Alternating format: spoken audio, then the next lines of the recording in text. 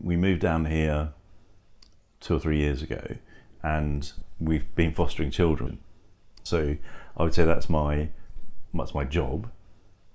Previously I've been on the board of a couple of listed companies and been a charity chief exec.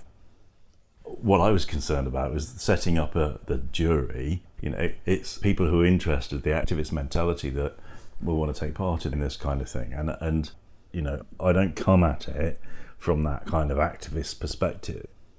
I don't in any way question that global warming is going on at all. What I have a problem with is the use of the word emergency and crisis and all this kind of thing, which I think turns lots of people off to the subject.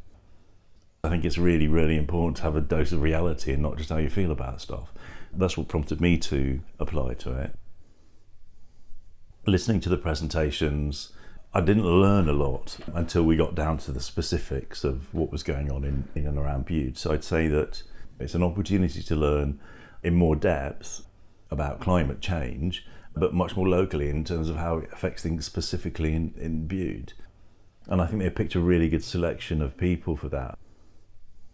That, I think, is an experience worth having if you've got the time and inclination to do that sort of thing. The plan to talk about the principles of how Bude looks in the future and how we want the process to work, I thought that was absolutely brilliant. And the principles that came out of that, it was very difficult to disagree with any of them.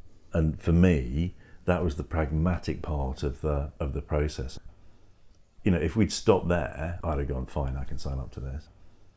I think it was the core of the whole thing for me.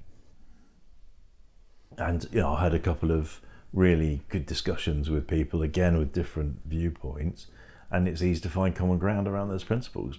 Honesty, fairness, equality. I think having something that you can agree about or around, even with different viewpoints, is critical to this kind of event.